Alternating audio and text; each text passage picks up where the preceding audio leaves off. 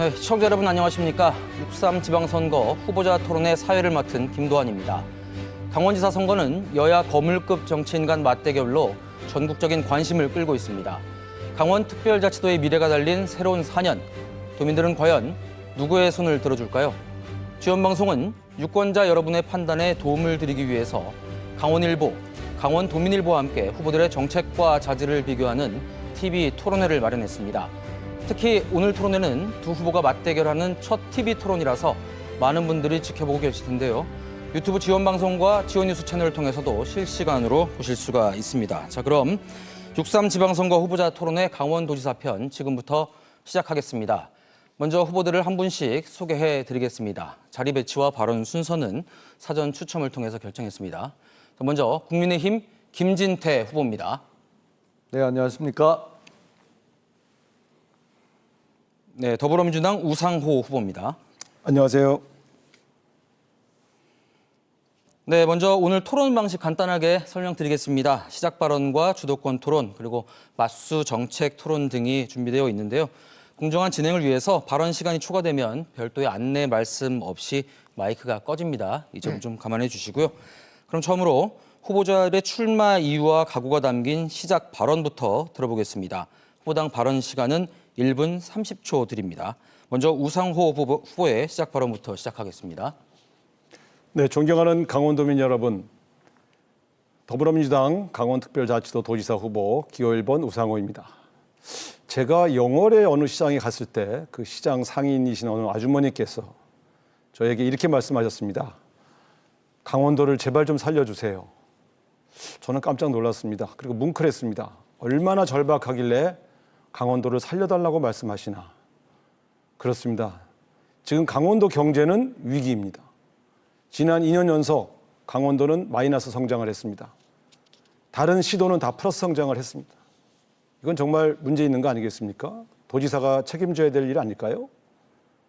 인구 200만 시대를 만들겠다고 했는데 오히려 인구는 순유출이 늘어서 매년 4,000명 이상의 청년들이 우리 강원도를 떠나고 있습니다. 이제 바꿔야 할 때입니다. 이 위기를 극복하려면 리더십을 교체해야 한다고 생각합니다. 이재명 대통령 한 명 바뀌었을 뿐인데 대한민국이 참 많이 바뀌었다. 이런 말씀 많이들 하십니다. 그렇습니다. 이제 강원도지사 한 명 바꿔서 강원도가 놀랍게 바뀌는 모습을 보셔야 합니다. 저 우상호 준비되어 있습니다. 능력과 실력 다 갖추고 있습니다. 강원도를 바꿀 설계도도 다 준비되어 있습니다. 제가 강원도지사가 돼서 강원도를 획기적으로 바꾸어 놓겠습니다. 강원도가 특별해지는 순간 저 우상호가 해내겠습니다. 감사합니다. 자, 다음은 김진태 후보의 시작 발언입니다. 네. 준비된 서울시장 우상호가 서울의 위기를 극복하겠습니다. 서울시장 출마는 저의 마지막 정치적 도전입니다. 2020년 우상호 후보의 말입니다. 방금 한 우상호 후보의 이야기와는 다릅니다. 지금은 강원도지사로 준비가 돼 있다고 했는데 몇 년 전에는 서울시장 후보로서 준비가 돼 있다고 이야기를 했습니다. 그럼 과연 어떤 게 맞을까요? 서울시장 후보로서는 준비가 얼마나 됐었던지 모르겠지만 과연 강원도지사로도 준비가 됐을까요? 제가 이번에 강원도 구석구석을 이렇게 많이 다녀보니까 많은 시민들이 이렇게 얘기합니다. 그래, 우상호 후보의 공약은 뭔가요? 그분이 강원도를 많이 알까요? 이런 얘기들을 합니다. 이런 많은 도민 여러분들을 대신해서 제가 한번 물어보도록 그렇게 하겠습니다. 의리와 뚝심의 김진태. 저는 지난 4년 동안 강원도를 특별하게 만들기 위해서 온 몸을 던졌습니다. 삭발까지 했습니다. 이제는 여러분 한 분 한 분의 삶을 특별하게 만들기 위해서 제가 한번 뛰어보겠습니다. 진짜 강원도 사람 김진태 한번 선택해 주십시오. 고맙습니다. 자, 다음은 첫 번째 주도권 토론 시작하겠습니다. 순서가 된 후보께서 사회자가 됐다고 생각하시고 상대 후보에게 자유롭게 질문하고 답변 시간도 정할 수가 있는데요. 되도록이면 질문 시간 1분 넘지 않도록 좀 해주시고요. 답변 시간도 최소한 30초 정도를 보장해 주시면 고맙겠습니다. 자, 첫 번째 주도권 토론 각 후보께 드리는 시간은 7분인데요. 순서에 따라 김진태 후보부터 시작하겠습니다. 네, 우리 우 후보님, 그 동서 고속철 사업의 사업비의 그 분담 비율이 어떻게 되는지 혹시 아시나요? 강원도가 분담한 비율을 말씀하시는 건가요? 그 사업을 하는데 국비가 얼마 정도 들어가고 또 강원도에서 얼마 정도 들어가는지 혹시 아시나요? 예, 국비와 강원도비와 비율들은 대체적으로 일률적으로 6대4 정도, 때로는 7대3 정도 이렇게 비율을 반영하고 있습니다. 네, 아쉽지만 좀 틀렸습니다. 이렇게 중요한 사업에 대해서는 그래도 좀 기대를 했었는데 이거는 그냥 지나가는 문제였는데 여기서부터 틀리시면 곤란합니다. 이런 그 국책 사업, 중요한 사업들은 대부분 국비 100%로 진행이 됩니다. 그래서 이 동서 고속철도 지금 그렇게 하고 있는데요. 뭐 6대4 이러면 강원도 큰일 납니다. 이게 지금 3조짜리 사업이거든요. 그런데 문제는 이것을 지금 잘못 아는 데 있지가 않고요. 우리 우상호 후보께서 이 동서 고속철이 예비 타당성 조사를 통과했을 당시에 2016년 국회에서 우리 후보께서 이야기를 하셨는데요. 이거를 왜 국비로 하느냐, 민자 사업으로 하느냐, 해야 되지 않냐, 이렇게 주장을 하셨습니다. 그때 왜 그러셨나요? 그때 원내대표 시절에는 사실은 전체적인 예산은 예결위원장과 예결위 간사랑 같이 상의했었고요. 제가 구체적으로 강원도 예산 전체를 책임지고 있는 입장은 아니었습니다. 다만 강원도 지역 국회의원들이 왔을 때 강원도 예산을 전폭적으로 지원하겠다고 하는 약속은 했었습니다. 그리고 그 관철을 위해서 우리 예결위 의원들하고도 같이 늘 상의를 했었습니다. 네. 지금 그 말씀을 지금 들으려고 하는 게 아니고요. 이 동서 고속철은 30년 된 우리 지역 주민들의 수건 사업입니다. 노태우 대통령 후보 때의 공약이 드디어 예비 타당성 조사를 통과해서 이제 막 사업이 확정되는 그 시점에서 국회에서 이거를 축하해 주셔도 정말 모자랄 판인데 이걸 왜 국비 사업으로 하냐. 민자 투자를 해서 민자 사업으로 해야 되지 않냐고 여러 차례에 걸쳐서 주장을 하셨는데 그때는 그게 왜 그러셨냐고요? 저는 솔직히 제가 그 당시에 그런 발언을 했다는 사실을 솔직히 기억은 못하고 있습니다만 만약 제가 그런 발언을 했다면 사과를 드리고요. 그러나 지금 입장에서 본다면 이미 예비 타당성 통과를 했고 또 국비를 확보해서 공사를 한참 하고 있기 때문에 그 문제에 대해서는 제가 더 마무리를 하기 위해서 최선을 다하겠다고 말씀드리겠습니다. 뭐 좀 쿨하게 사과를 해주시기는 했는데 이게 좀 간단한 사안이 아니네요. 정말 우리는 속이 탑니다.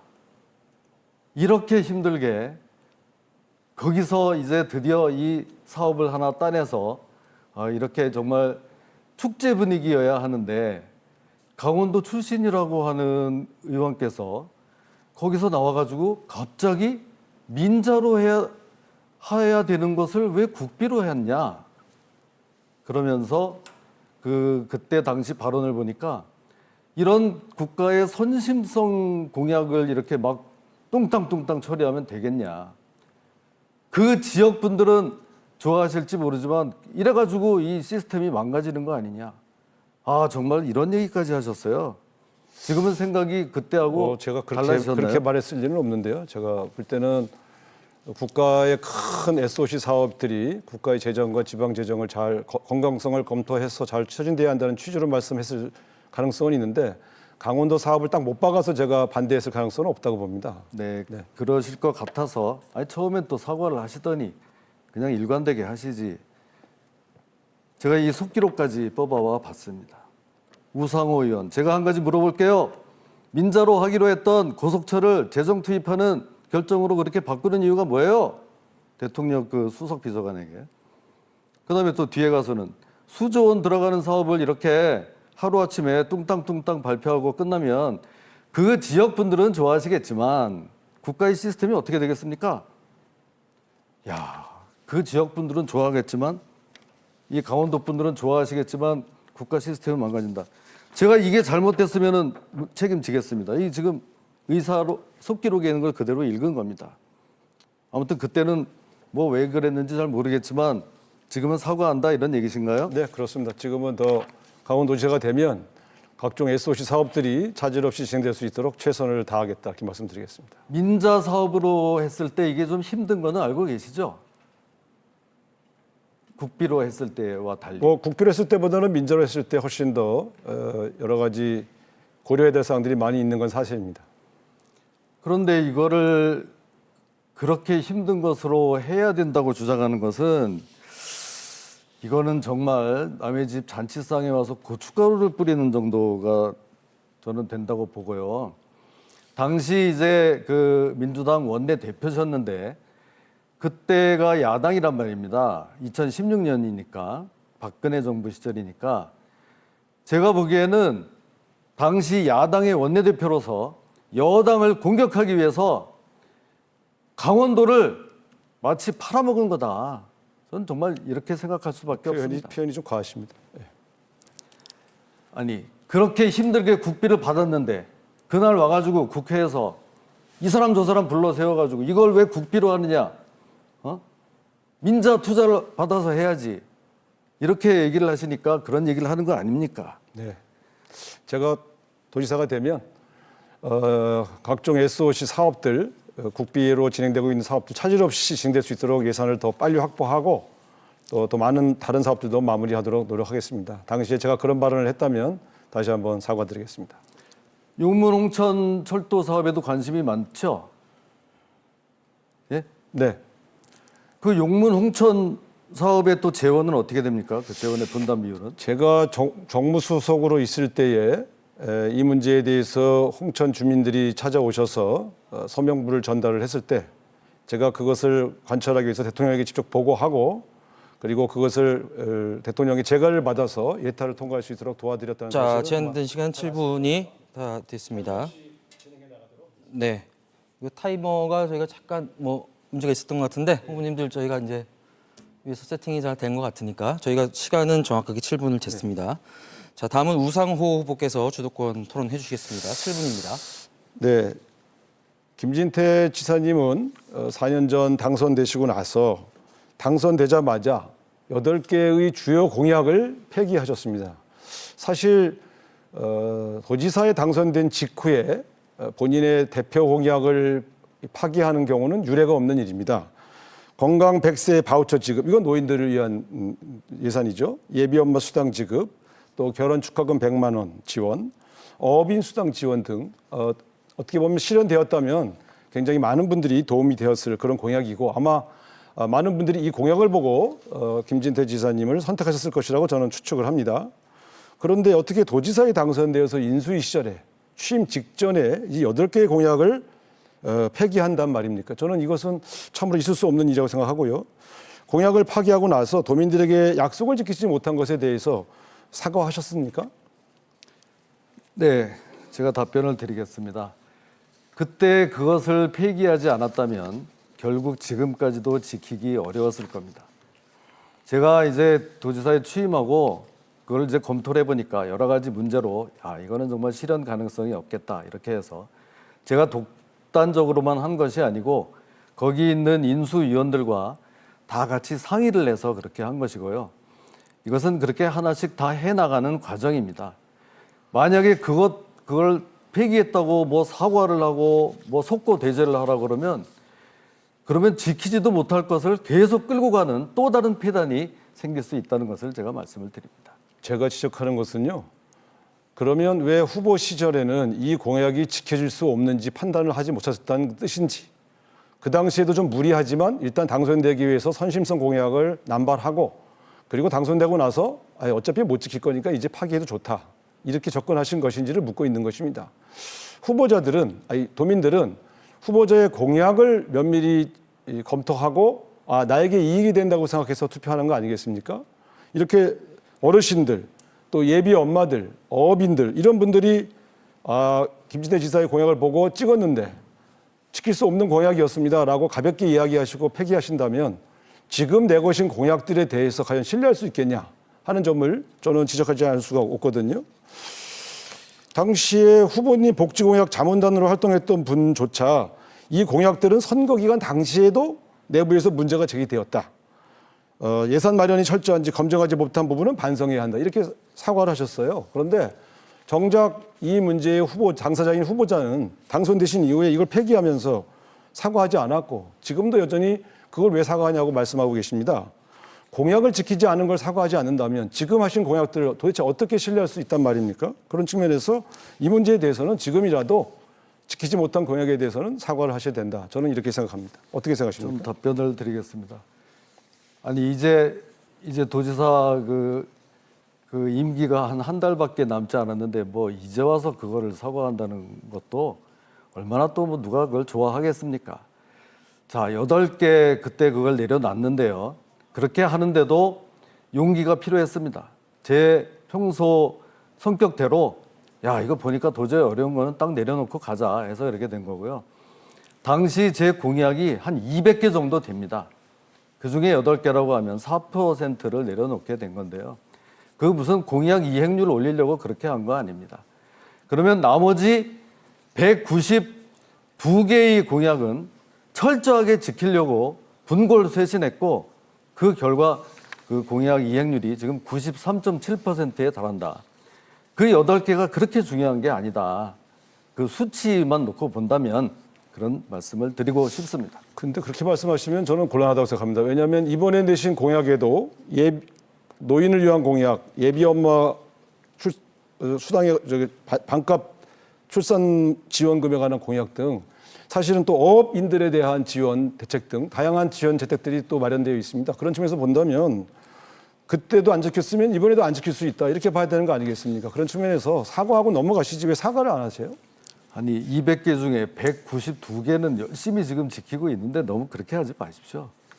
아니 이것은 뭐 꼭 필요하면 저도 뭐 사과할 수 있습니다만 그리고 그거보다 더 어렵고 한 것도 지금 지킨 게 많이 있습니다. 아니 물론 뭐 모든 공약을 다 지키기 어렵겠지만 스스로 폐기했다는 것에 문제를 제기하는 겁니다. 열심히 하다가 안 지킨 것은 그럴 수 있죠. 그런데 시작부터 안 하겠다고 발표한 것은 이것은 기본적으로 도민을 기만한 거죠. 왜냐하면 후보 시절에 이것이 실현 가능한지 아닌지를 꼼꼼히 따져보고 하는 것이 공약 아니겠습니까? 실현 불가능한 것을 모르고 했다면 이것은 무능한 것이고요. 알고서도 했다 그러면 국민을 기만한 거 아니겠습니까? 그런 측면에서 이 문제에 대해서는 사과하셔야 앞으로 내거신 공약들이 또 지켜질 수 있다고 하는 신뢰를 줄 수 있는 거 아니겠습니까?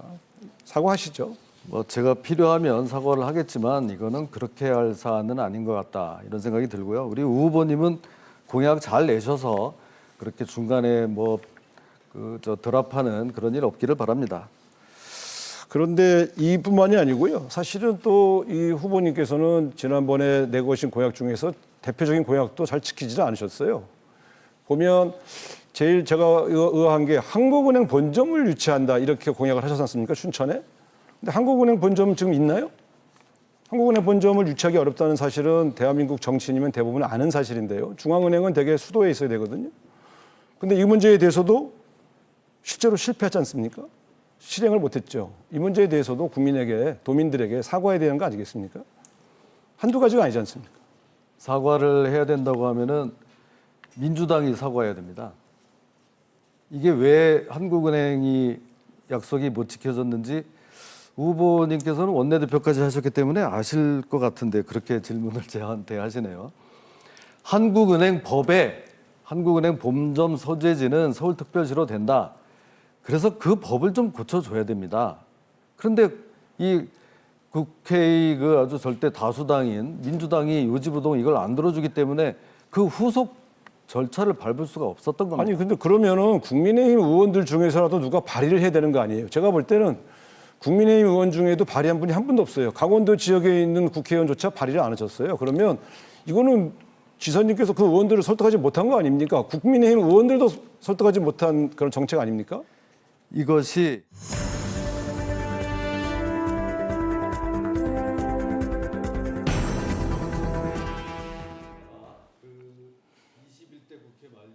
네, 김 후보님. 자, 지금 여러분께서는 지원방송이 주관하는 6.3 지방선거 후보자 토론회 강원도지사 편 함께 하고 계십니다. 첫 번째 주도권 토론 들어봤고요. 이번에는 정책 토론, 맞수 정책 토론입니다. 순서가 된 후보께서 자신의 정책을 3분 동안 발표해 주시면 상대 후보께서 7분 동안 발표하신 정책에 대해서만 질의응답을 주도해 주시면 되겠습니다. 먼저 우상 후보께서 3분간 대표 정책을 전달해 주시겠습니다. 네, 강원도의 경제 위기를 돌파하려면 핵심은 산업과 일자리입니다. 산업을 유치해야 됩니다. 저는 대한민국의 대기업의 첨단 분야의 산업들을 유치하겠습니다. 지금 이야기가 많이 진행된 기업도 있습니다. 또 해외 유수 기업들을 유치해서 좋은 일자리를 만들어내는 일들을 해내겠습니다. 춘천, 강릉, 원주 일대에 이런 기업들이 들어서게 되면 좋은 일자리가 늘어서고 청년들이 떠나지 않아도 강원도에서 충분히 생활을 영위할 수 있는 그런 조건을 만들어지게 될 것입니다. 두 번째는 강원도의 관광산업. 강원도는 굉장히 많은 사람들이 찾아오는 곳인데요. 실제로 강원도에 와서 지출하는 돈이 매우 적습니다. 제주도에서 쓰는 돈이 한 1인당 120만 원 된다고 그러면 강원도에 와서 쓰시는 분들이 대개 30만 원에서 35만 원 정도를 소비한다고 합니다. 강원도에 와서 소비를 많이 할 수 있는 관광 인프라를 획기적으로 개선해서 우리 고성, 속초, 양양, 강릉, 동해, 삼척 일대가 세계적인 관광 명소가 되도록 만들겠습니다. 이 일을 통해서 또한 새로운 관광 산업도 일으키겠습니다. 이러한 새로운 산업과 새로운 관광 명소의 구축을 통해서 강원도에는 또 다른 발전의 계기가 만들어질 것입니다. 철원, 화천, 양구, 인제, 고성 같은 이러한 접경 지역, 또 속초를 포함해서요. 이런 지역에서는 현재 있는 군사 규제를 대폭 완화시키고 민통선을 대폭 상향시키겠습니다. 그 지역에 새로운 산업들이 들어올 수 있는 기본 인프라들을 만들어내겠습니다. 청정 에너지가 넘치는 강원도를 만들겠습니다. 이런 지역에다가 물, 바람, 햇볕이 새로운 청정 에너지의 천국이 된다면 이제 미래는 대기업들의 공장을 강원도에 짓지 않고서는 수출을 할 수 없는 그런 시대가 옵니다. 청정 에너지로 만든 물건만이 해외에 수출될 수 있는 그런 시대가 옵니다. 따라서 강원도는 청정 에너지 인프라를 대폭 강화해서 새로운 산업의 미래를 열어가야 한다고 생각합니다.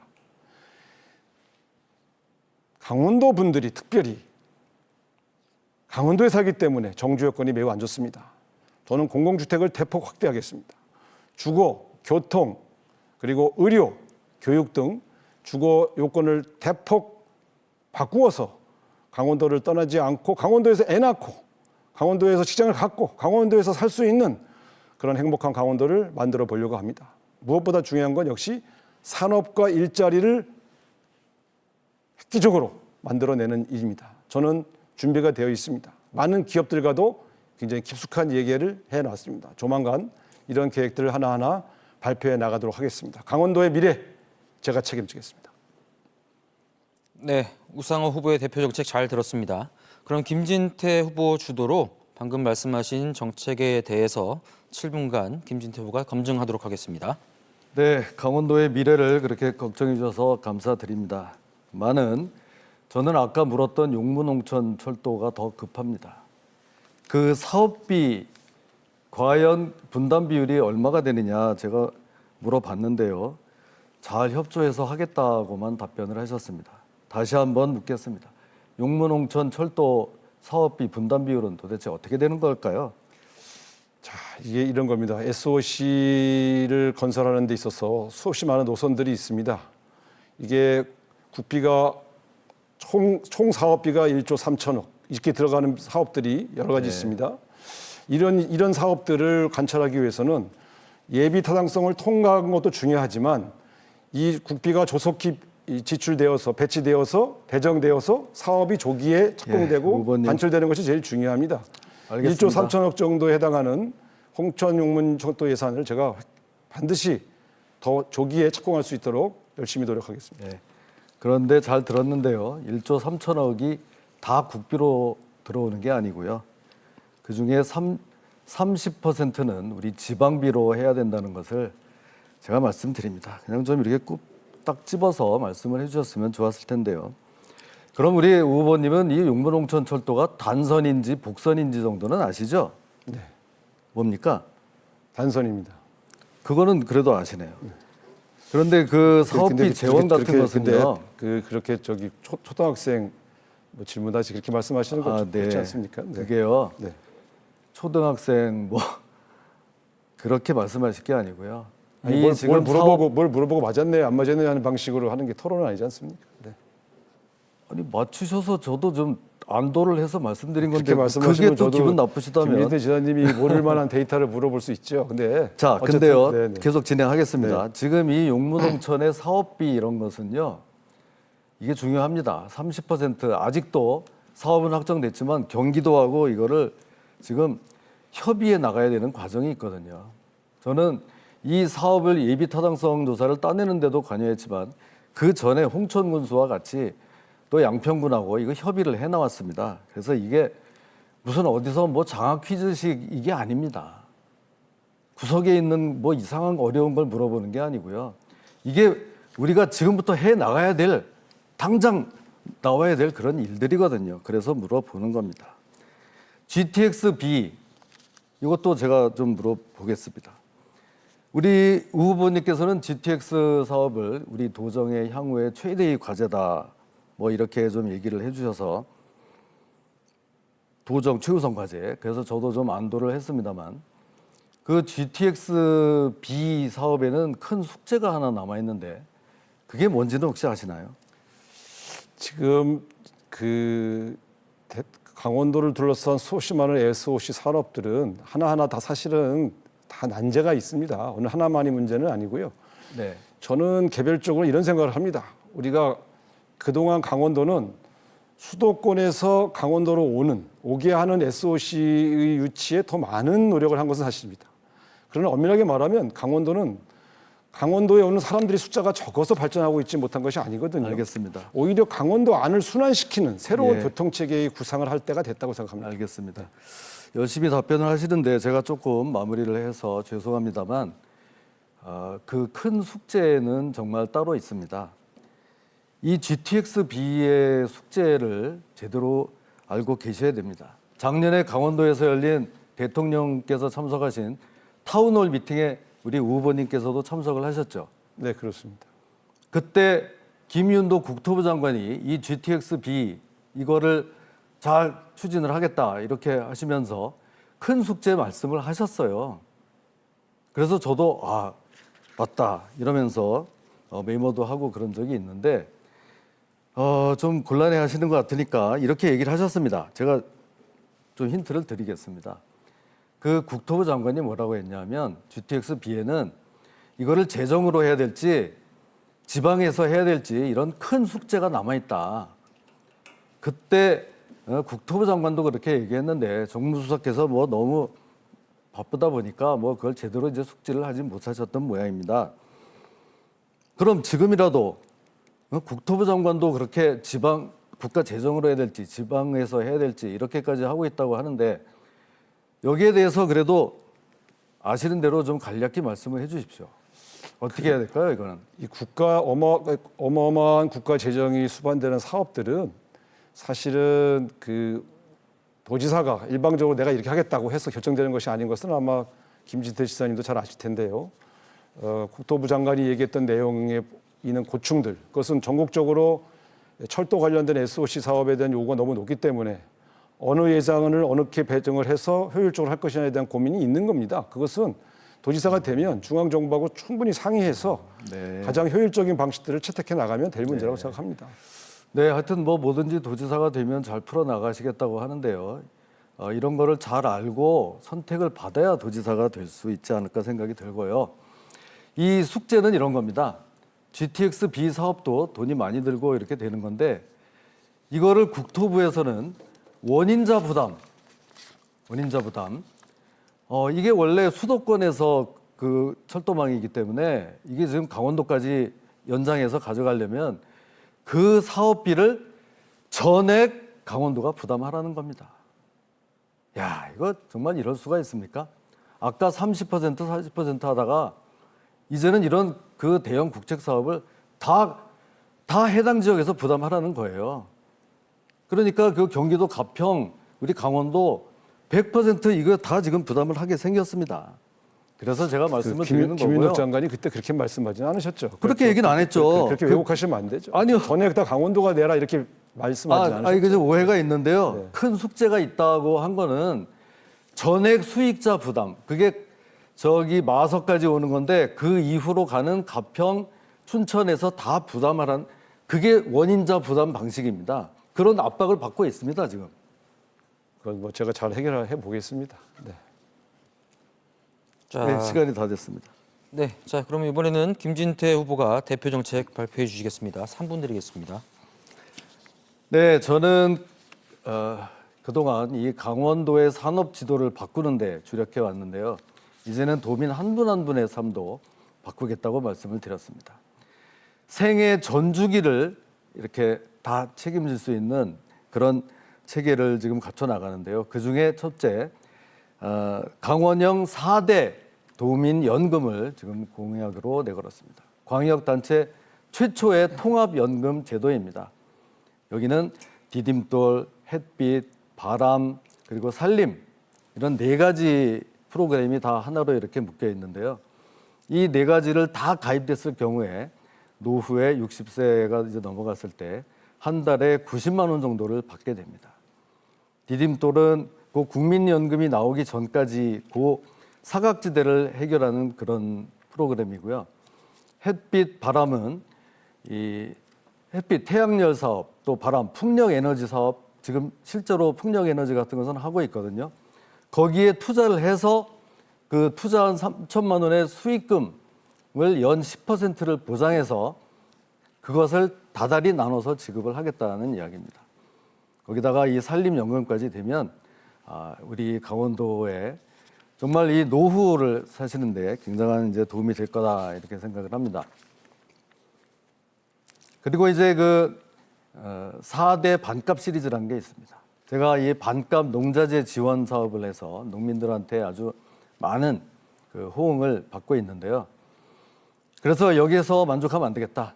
이거를 2배 정도로 대폭 지원금을 확대하겠다 해서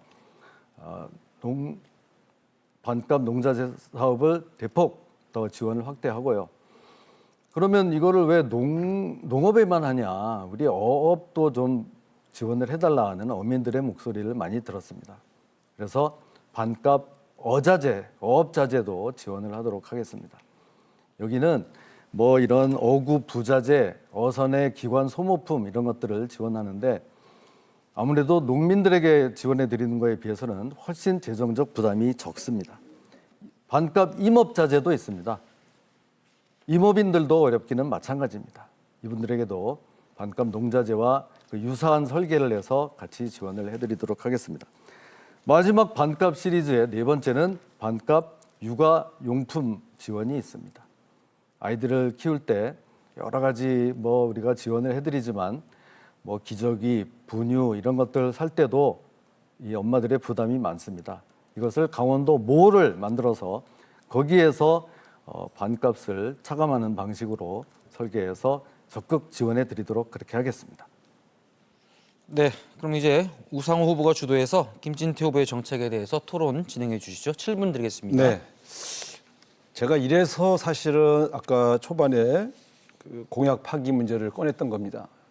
잘 보시면 김진태 지사님은 4년 전에도 뭘 나누어 주고 지원해 주는 공약들을 많이 발표했다가 끝나고 나자마자 8개의 주요 공약을 폐기하신 바 있습니다. 이번에도 문의만 바꾼 것입니다, 사실.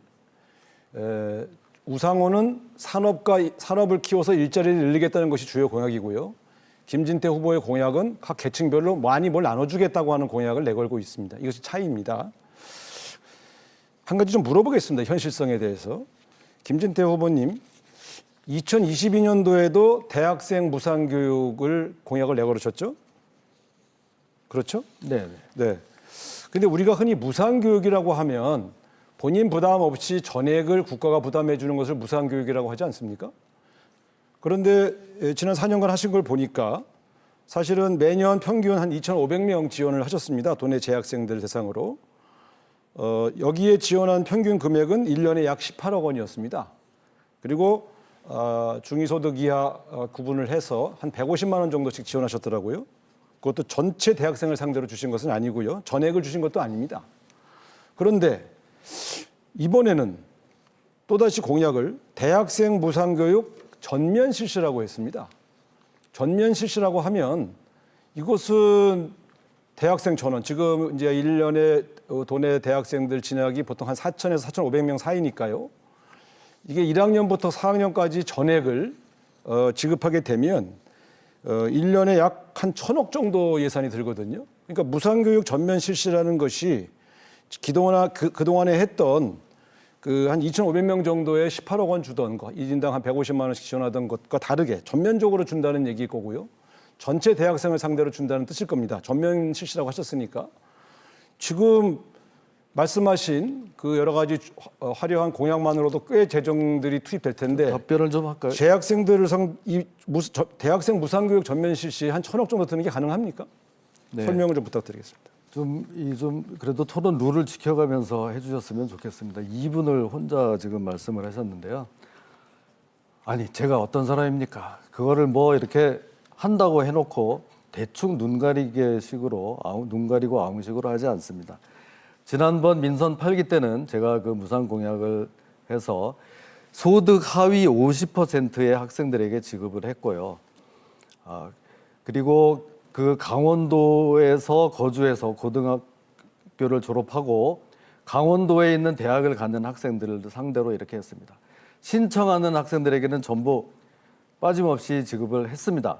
그리고 이것은 또 시군하고도 같이 매칭을 해서 이렇게 하고 요새 대학생들이 또 시군에서 자체적으로 이 장학금을 주는 사업이 많아서 저희가 원래 설계했던 것보다 오히려 재정 부담이 그렇게 많지 않아서 다행으로 생각했고 이번에 하는 것은 그 소득 기준 비율을 소득 하위 50%에서 70%까지 더 넓혀서 다 지급을 하겠다 이런 내용입니다. 아니, 그러니까 제가 말씀드렸습니까? 그러면 그것은 장학금, 반값 장학금이라고 말씀하시거나 장학금 확대 지급이라고 하셔야지. 우리가 무상교육이라고 등록금입니다. 그러니까 무상교육이라고 할 때는 전액을 전체를 주는 걸 무상교육이라고 하지 않습니까? 예를 들어 우리가 고교 무상교육 할 때는 전체 대상을 상대로 학비를 면제해 주는 것을 무상교육이라고 하지 일부를 지원하는 것을 무상교육이라고 말하지 않지 않습니까? 그러니까 무상교육이라고 말을 해서 많은 학부모들, 대학생들이 나에게 전액을 지급하나 보다라고 오해하게 해놓고 실제로는 일부 학생들에게 대해서 그것도 일부 금액만 지원한다면 무상교육 전면 실시라고 말하는 것은 이것은 과장된 공약 아닙니까? 제가 그 말씀드리는 거예요. 그러니까 어쨌든 무상교육은 아니네요. 자, 답변을 드리겠습니다. 그게 무슨 등록금 아니고 뭐 장학금을 지급하는 것이 아니고요. 저는 등록금을 전액을 지원을 했습니다. 다만 지금 어떤 자료를 보시고 그렇게 얘기하시는지 모르겠는데요. 그 중에 뭐 어떤 다른 데에서 뭐 장학금을 받는다거나 뭐 해서 하여튼 그 해당 학생이 대학 측에 내는 등록금은 자신이 내는 일이 없도록 다 지급을 한 겁니다. 이렇게 그거는 이렇게 하고 있는데 그 사실과 다릅니다. 사실 지금 본인이 하신 일도 어디 제대로 일부에 지금 좀 잘못된 지금 자료를 지급하신 가지고 금액을 제가 다 체크해 봤는데 네. 어떤 학생은 10만 원 받은 사람도 있고요. 어떤 학생들은 150만 원 받은 학생들이 있고 차등 지급됐습니다. 그래서 그 등록금 전액을 다 줬다 이렇게 말씀하시는 거는 본인이 하신 일도 제대로 모르신다는 말씀인데 이 무상교육 문제는 한번 다시 재검토를 하셔야 될 것 같은데요. 4년간 해왔던 본인이 했던 일도 조차 제대로 모르신다는 거 이게 아닙니까? 참 이 토론의 맹점입니다. 뭐 근거 없이 막 이렇게 주장하시면 곤란하고요. 우리 강원도정을 그런 식으로 주먹국으로 운영하지 않았다는 말씀 분명히 드리고 제가 또 아니 등록금 다음번 그 토론을 할 때면 한 번만 더 물어보겠습니다. 등록금 전액을 주신 게 맞습니까? 맞습니다. 학비 전액을? 맞습니다. 이 문제에 대해서는 제가 상당히 심각한 발언이라고 생각합니다. 네. 저희가 조사한 바로는 전액을 지급하지 않았고요. 중위소득 이하 학생들에게 10만 원에서 150만 원 사이에 차등 지원을 해주셨고요. 그래서 금액이 18억 원밖에 안 된 겁니다. 아니 2,500명에게 등록금 전액을 주는데 어떻게 18억 원밖에 안 나갑니까 예산이? 자, 하여튼 그 점은 더 확인을 해서 나중에 좀 저도 뭐 입장을 밝히도록 그렇게 하겠습니다. 그러니까 그러면 앞으로 4년간 무상교육 전면 실시라고 할 때는 어느 정도를 전면적으로 실시하신다는 뜻인가요? 아까 말씀드렸듯이 전체 대학생을 상대로 하는 건 아니고 아니고 소득 하위 70%까지 7분위까지 이렇게 해서 액수는요? 1인당 얼마씩 전액을 주시는 거예요? 액수는 등록금 전액으로 지금 설계를 하고 있습니다. 그러면 그게 재정이 어느 정도 듭니까? 거기 얼마 정도 재정이 들어갑니까? 그 학생들? 지금은 그것은 지금 설계를 하는 과정이고요. 아니 대학생 예. 연간 평균은 4,000명, 4,500명이거든요. 그러니까 신입생이 4년으로 따지면 네, 이게 제가 하여튼 지난번에 예? 했던 것보다는 그것에 비례해서 상당히 더 많이 재정이 들어가는 것까지는 제가 알고 있습니다. 아니 이거 구체적인 재정 추계 없이 그냥 더 주겠다. 아니 전면 재정 실시한다. 추계가 없는 게 아니고 지금 우리 우 후보는 지금 다 정확한 추계가 있습니까? 아니 정확하지는 않아도 대략은 아셔야죠. 대략. 대략 말씀드렸지 않습니까? 자, 시간이 네. 네. 주도권 토론도 있으니까 못 하신 말씀은 그때 하시면 되겠습니다. 지금 순서가 이제 주도권 토론인데 저희가 이제 후보님들 말씀 최대한 듣기 위해서 주도권을 계속 드리면서 번갈아 가면서 토론을 하고 있는데요. 조금 전은 정책 주도권 토론이었고 이번에는 자유 주제로 토론 진행하시면 되겠고요. 앞서 첫 번째 했던 주도권 토론과 방식 똑같습니다. 각 후보께 7분씩 드릴 거고요. 주도권을 갖고 계시지만 그래도 질문 시간, 답변 시간을 적절히 안배해서 하도록 하면 좋겠습니다. 이번 주도권 토론은 김진태 후보부터 시작하겠습니다. 7분입니다. 네, 요새 그 농지에 대해서 전수조사까지 한다고 막 이렇게 하는데요. 우리 후보는 농업진흥 지역을 어떻게 해야 할까요?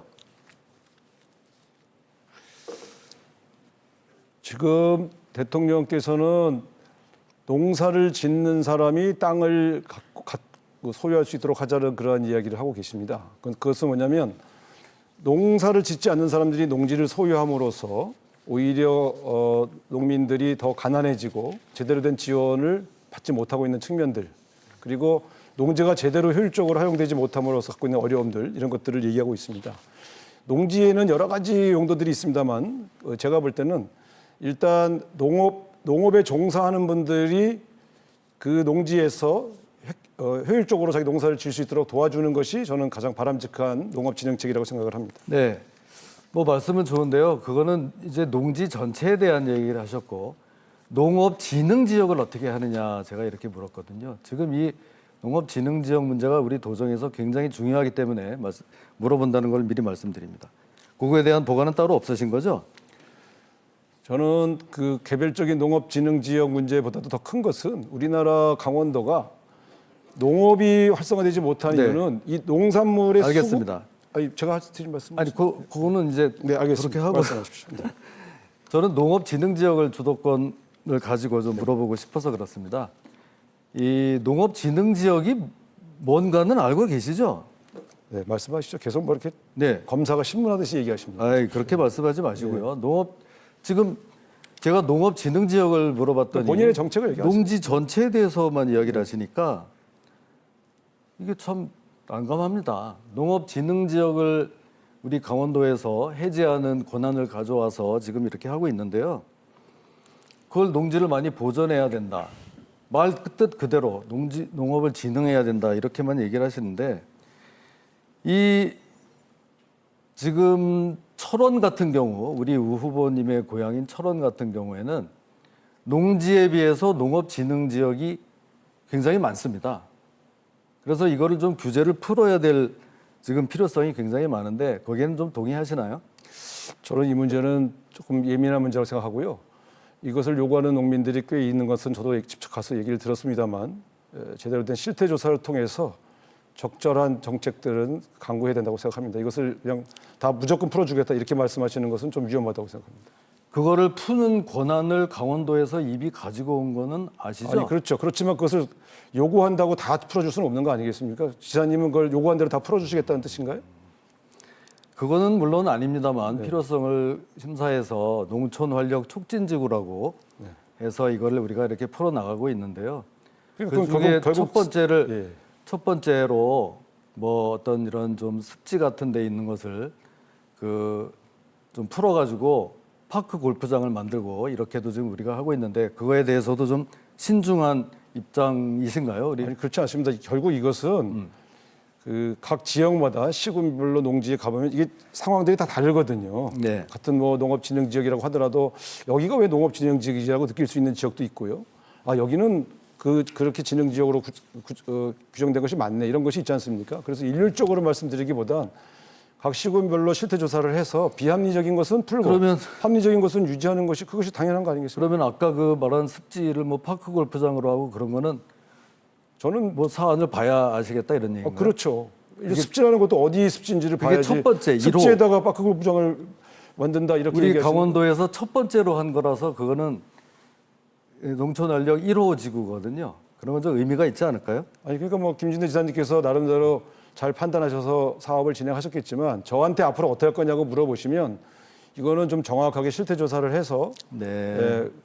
진행할 일이지 요청하신다고 해서 다 해드릴 수는 없고 그러나 알겠습니다. 분명히 불합리한 것들은 알겠습니다. 확실하게 해결해드리도록 하겠습니다. 네. 그 농촌활력 촉진지구로 농업진흥지역을 첫 번째로 푼 그곳이 바로 철원군 동성읍 오덕리 많이 들어본 데죠? 우리 우 후보님의 고향이라고 하는 데입니다. 거기를 또 마침 그렇게 풀어서 지금 잘 쓰고 있는데 그런 거는 그때그때 다 사안에 따라서 결정해야 된다 이렇게 얘기를 하셨습니다. 자, 그 다음에 우리 우 후보님 홍제동 잘 아시죠? 홍제동. 네. 홍제동에 사셨나요? 서울 홍제동 말씀하시는 건가요? 하여튼 아니면 원주 홍제동을 말씀하시는 건가요? 서울시 홍제동에는 거주했습니다. 전세로. 그러면 원주 홍제동은요? 원주 홍제동은 거주한 바 없습니다. 원주에는 홍제동이 없으니까 거주할 수가 없죠. 홍제동이 서울 말고 다른 데 있기는 있나요? 원주시에 홍제동이 있습니다. 원주시에 홍제동이 있는 걸 모르시나요? 없습니다. 원주시 홍제동이 없다고요? 네. 어디 있기는 또 있는 것 같은데 어딜까요? 제가 그냥 말씀드릴게요. 강릉에 홍제동이 있죠. 아 강릉. 예. 네, 예, 강릉이 강릉. 제가 강릉이라고 말한다 그러고 깜빡했어요. 죄송합니다. 예. 제가 강릉 홍제동에서 거기 수제 맥주집에서 수제 맥주를 먹었는데 강릉 아니더라고요. 홍제동의 네. 추억은 잠깐 하겠습니다. 죄송합니다. 강릉 홍제동의 추억은 수제 맥주집이군요. 네. 뭐 다른 거는 좀 지난번에 가서 홍제동에 가서 수제 맥주를 우리 아이들하고 같이 먹은 적이 있습니다. 다른 거는 강릉 홍제동에 다른 거는 좀 기억나시는 거 없나요? 아니 이게 자꾸 이렇게 검사가 추리하듯이 마시고. 아유, 검사 얘기 그만하십시오. 아니, 왜 검사했다는 그렇게 거 다 잊어버리고 있고요. 자, 뭘 잊어버리세요. 근데 자, 뭐 자꾸 홍제동 이렇게 하면 추저하듯이 말씀을. 홍제동 하면 우리는 잊을 수가 없고 헷갈릴 수가 없습니다. 홍제 정수장이 있는 곳이거든요. 그래서 작년에 그 가뭄 때 그 많은 사람들이 고생을 하고 이렇게 했는데 거기에 그 물차로 물을 갖다가 붓기 위해서 우리가 정말 고생 많이 했습니다. 강릉 시민들의 그 피땀, 강원도민들의 피땀이 서린 그런 곳입니다. 그런데 하여튼 수제 맥주집도 좋죠. 자영업자분들도 살려야 되니까. 좀 그런 좀 아쉬운 점이 많이 있고요. 이 강릉 가뭄, 저는 그때 정말 굉장히 안타까웠고 늘 일어나면 아침마다 강릉 홍제동에 이 기상을 비가 오나 안 오나 이렇게 했습니다. 앞으로는 우리 강원도 이런 데에 대해서도 좀 관심을 많이 가져주시기 바라겠습니다. 자, 7분 다 지났고요. 다음은 우상호 후보가 주도하는 토론입니다. 7분 드리겠습니다. 강릉의 물 가뭄 사태 얘기는 사실 지사님이 그렇게 말씀하시면 안 된다고 생각해요. 왜냐하면 사실 그때 이 도지사로서 그 문제를 해결을 해내는데 크게 기여하신 바가 별로 없지 않습니까? 사실 어떻게 보면 강릉시장한테 거의 떠맡기였다 이렇게 저희는 평가를 하고 있거든요. 대통령께서 거기 직접 가셔서 대책을 논의했을 때도 강릉시장이 조금 있으면 비 오니까 그냥 가시라고 했던 그 기억이 제가 정무수로 있을 때 생생합니다. 그래서 그걸 지금 그렇게 꺼내드실 문제는 아니라고 보고요. 질의를 하겠습니다. 김진태 지사님은 우상호는 서울 사람이다. 지금도 계속 물어보시는 게 강원도를 잘 모르기 때문에 문제가 있다는 걸 지적하려고 여러 가지 구체적인 데이터를 물어보시는데 물론 강원도에 대한 구체적인 데이터는 당연히 지사를 4년 하신 김진태 지사님이 저보다 더 잘 아실 거라고 생각합니다. 그런데 김진태 지사님이 저를 강원도 사람이 아니고 서울 사람이라고 계속 지칭하시는데 김진태 지사님은 검사 초임 시절에 인사기록 카드에 본인의 고향을 경북 성주라고 적으셨더라고요. 강원도 사람이라고 하면 불이익을 당할까 봐 경북 성주라고 적었다 이렇게 자서전에 쓰셨던데 강원도 사람인 게 부끄러워서 혹은 불이익을 받을까 봐 고향을 바꿔서 적었던 분이 저에게 강원도 사람이 아니다라고 말할 수 있는 것인지 왜 고향을 속였는지 한번 말씀을 좀 해주시겠습니까? 저에 대해서 아주 조사를 많이 하셨군요. 아니, 본인 저서전에 쓰여 있습니다. 제 돌아가신 아버지께서 경상도 분이십니다. 그래서 이런 거 할 때는 너는 경북으로 적어라. 아주 귀에 못이 박히도록 얘기를 해서 제가 처음에 그렇게 적었다가 크게 후회를 해서 중간에 법무부에 이제 그걸 다시 바꿔달라. 그렇게 해서 다시 강원도 춘천으로 이렇게 해서 그다음부터는 이게 제대로 됐다고 제가 그 자서전에도 그렇게 썼을 겁니다. 썼습니다. 네, 근데 자서전에 그 앞부분만 이렇게 얘기를 하시면 어떡합니까? 아버지 생각이 많이 납니다. 아니 그게 거기다가 본인이 자서전에 쓰신 내용을 보면 당시에는 TK가 검찰 내에 득세한 곳이기 때문에 TK 출신이라고 쓰면 이익을 볼 수 있다고 생각해서 아버님이 그런 권유를 해서 그렇게 적었다. 그렇게 되어 있는데 아무리 출세하기 위해서라고 해도 인사의 이익을 받기 위해서라고 하더라도 고향을 바꾸어 적는 경우는 거의 없지 않습니까? 그것은 우리 강원도 도민들의 자존심을 해치는 일 아니겠습니까? 네, 그것도 사실 사과를 하셔야 되는 거 아닙니까? 답변하겠습니다. 지금 이야기한 그대로고요. 아버지의 말에 따라서 했다가 나중에 안 되겠다 해서 그걸 다시 바꿨다고 말씀드렸고요. 그런 거를 우 후보께서 저한테 얘기할 처지가 아닐 텐데요. 우리 우 후보님은 그 국회의원 나왔을 때 그 법정 홍보물에다가 강원도 출생이란 거를 적지 않은 적이 많아요. 아니요, 적었습니다. 저는 아니, 적지 않은 적이 고향을 숨긴 적이 없고요. 제가 강원도 철원 출신인 것을 모르는 사람이 없습니다. 그렇기 때문에 제가 정확히 말씀드리겠습니다. 아니, 적어도 인사기록 카드에다가 자기 고향을 다른 지역으로 적는 행위는 안 하지 않습니까? 제가 성주라고 적었습니까? 법정 홍보물에 어디 태생, 출생, 고향 안 적었습니다. 안 적은 것이 2번이나 됩니다. 국회의원 할 때. 아니 근데 제가 제 고향을 성주라고 경북 성주라고 적지는 않지 않습니까? 그러니까 출세하기 위해서 고향을 버리는 일은 그거는 강원도 사람이 할 일은 아니지 않겠습니까? 그런 측면에서 저를 강원도 사람이 아니다 이렇게 얘기하시는데 강원도의 출향 도민이 150만 아닙니까? 그러면 지사님 저처럼 먹고 살기 힘들어서 고향을 떠나서 수도권이나 다른 타 지역에 사는 그분들은 강원도 사람입니까? 강원도 사람이 아닙니까? 말씀해 보시죠.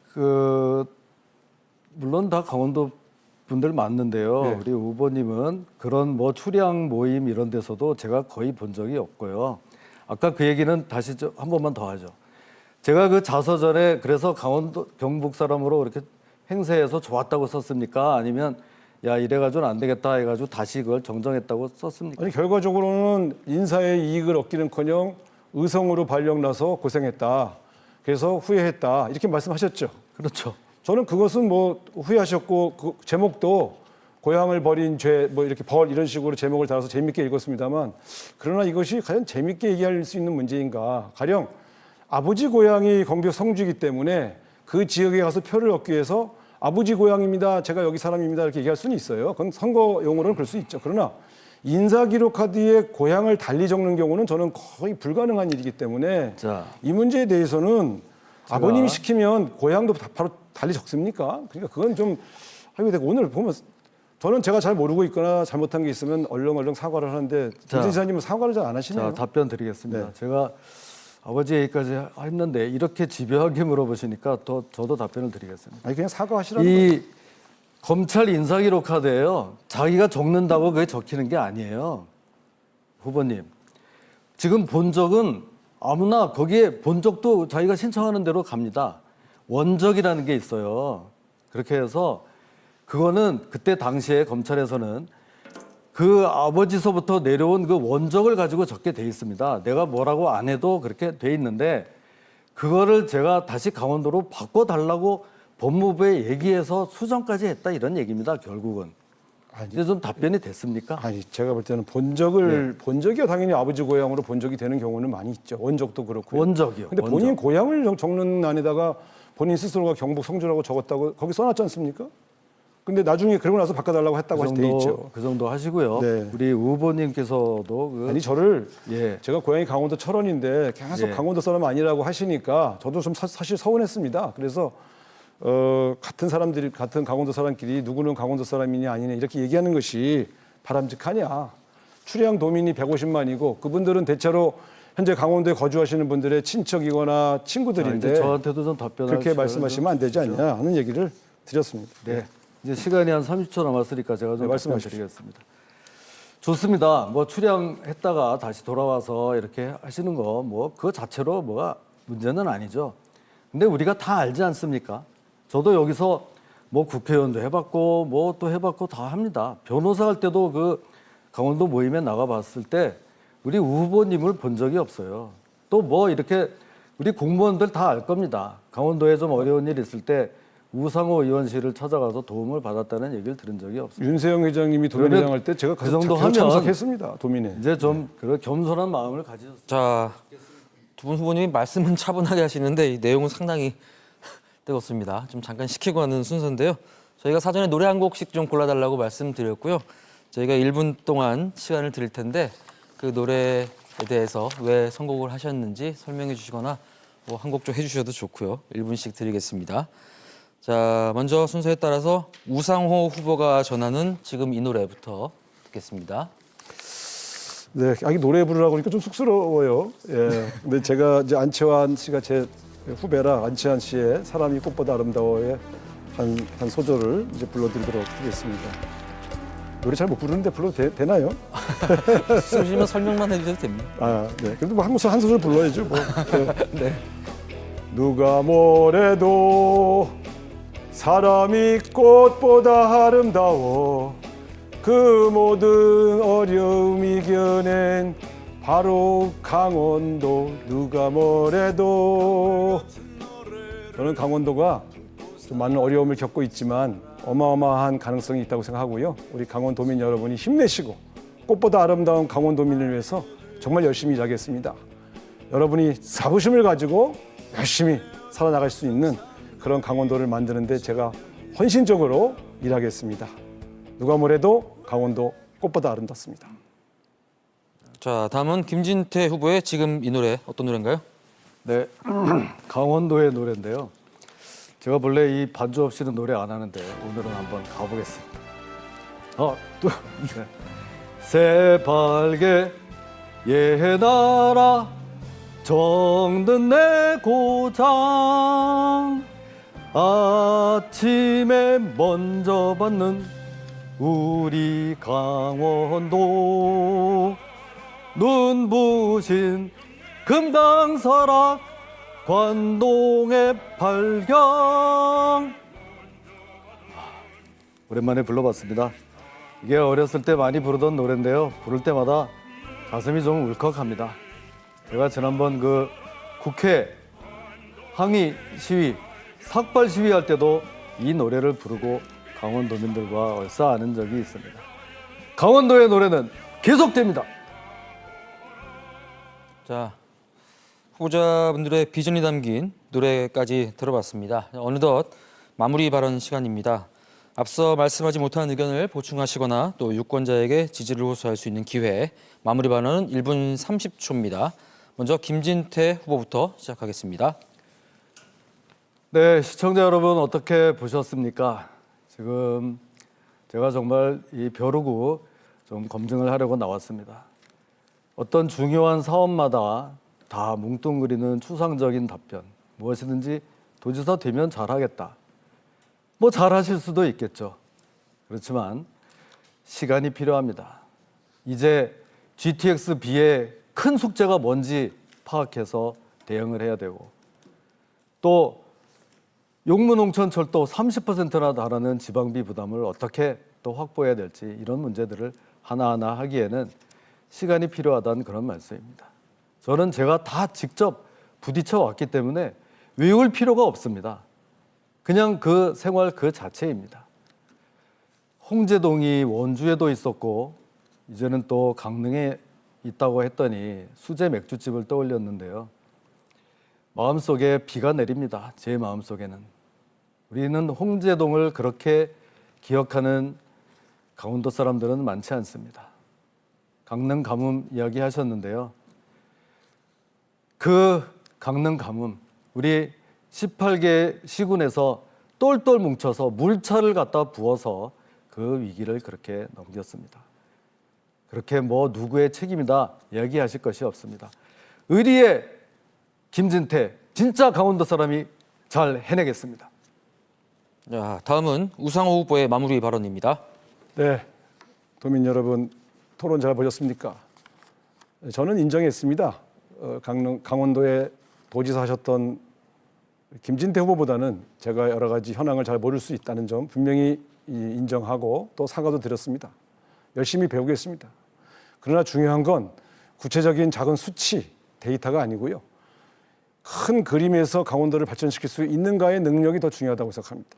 두 번째는 약속을 지키는 신인입니다. 당선되자마자 공약을 파기하거나 실현될 수 없는 공약을 남발하는 방식으로 도민들을 현혹해서는 안 됩니다. 선거는 정직이 먼저입니다. 강원도는 어마어마한 가능성을 갖고 있는 지역입니다. 저는 그 가능성을 봤습니다. 저는 강원도를 살리기 위해서 제가 갖고 있는 모든 힘을 쏟아붓겠습니다. 큰 기업들 유치하고요. 일자리 만들고 열심히 뛰어나가겠습니다. 대통령이 보낸 남자란 구호는 제가 힘이 있다는 것을 보여드리는 게 아니라 그만큼 중앙정부의 도움을 많이 받아오겠다고 하는 약속인 것입니다. 여러분, 강원도 갖고 있는 이 가능성을 현실로 만들 사람 바로 저 우상호가 해내겠습니다. 제가 갖고 있는 경력, 경험, 네트워크를 총가동해서 당선되자마자부터 시작을 해나가도록 하겠습니다. 강원도가 특별해지는 순간 대통령이 보낸 남자 우상호와 함께해 주십시오. 강원도는 변할 것입니다. 감사합니다. 네, 이렇게 마무리 발언까지 들어봤습니다. 70분간 치열하게 토론에 임해 주신 두 분 모두 고생하셨습니다. 남은 기간 오늘처럼 공명정대한 정책 대결을 기대하겠습니다. 자, 시청자 여러분, 오늘 두 후보의 첫 토론회 어떻게 보셨습니까? 6월 3일 투표일까지 20여일 남았는데요. 앞으로 후보자들의 정책과 비전을 좀 더 꼼꼼하게 살펴보시고 현명한 선택하시기를 바랍니다. 그럼 지원방송과 강원일보, 강원도민일보가 마련한 6.3 지방선거 후보자 토론회 강원도지사 편 여기서 마치겠습니다. 시청해주신 여러분 고맙습니다.